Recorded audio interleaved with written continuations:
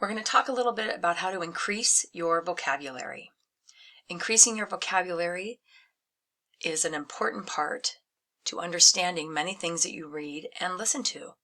And there's a couple of tricks and tips for you to keep in mind as you go through this class and beyond.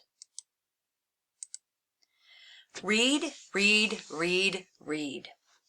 Read everything you can get your hands on, everything and anything. It doesn't matter what it is. It's really important to read things that you are interested in. For example, if you're interested in sports, read the sports page, read magazines, read books about sports. If you're interested in cooking, recipe books and cooking instructions are great things to read to build your vocabulary. If you like movies, many times movies were a book first. Go ahead and read the book. It's a great way to build your vocabulary. Listen. Listen carefully as people are speaking and you're watching instructions or a movie. The way that people speak help you to understand vocabulary words that you may not otherwise know the meaning of. And write. Once you have heard or read new words that you're not sure of, use those words in your writing. Decide what it is that you understand about it. Decide what it is that you don't understand about it. And do some research. Figure out what that word means and how you can use it.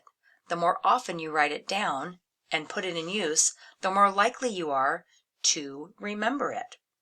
There are also many uses for a single word. For example, the word beautiful. I think we all know what the word beautiful means, but if we were to put it into a sentence, the sky is beautiful. This is a correct sentence. However, it doesn't tell me exactly the meaning of beautiful. I know that the sky is blue. Does beautiful mean blue? It could be a really rainy and gray, gloomy day. Does beautiful mean gloomy or ugly? Just simply putting the sky is beautiful does not describe what the word means. In the second example, the sky is so beautiful with its bright colors and lovely clouds, everyone stopped to take a picture. This goes a little further in explaining what the word beautiful means. We can tell by the words around it that people want to look at it. It must be something that's pleasing. There's another word in here like lovely that tells us it must be something nice.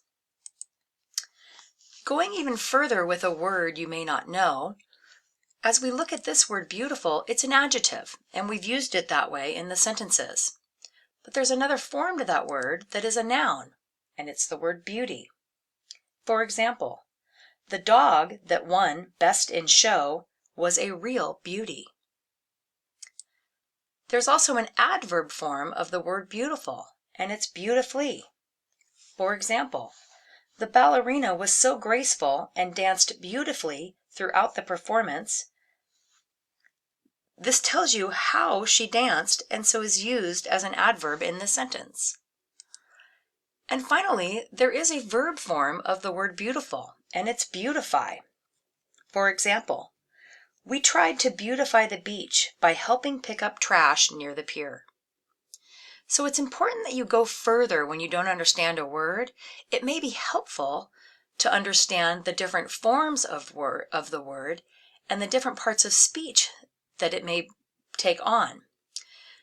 Some examples, when you find a vocabulary word, you may be more familiar with it in a different form. Another way to really understand a word you don't know, find the synonyms. Synonyms are words with similar meanings of the vocabulary word.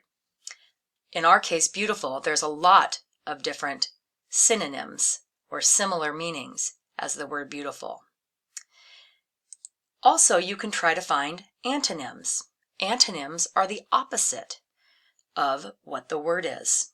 And again, with our word beautiful, there are a few examples of things that are the opposite meaning of the word beautiful. So as you move forward, trying to increase your vocabulary, listen, read, write, find different parts of speech for the word you don't know, and check out the synonyms and antonyms. It's really going to help you with a good understanding of the word.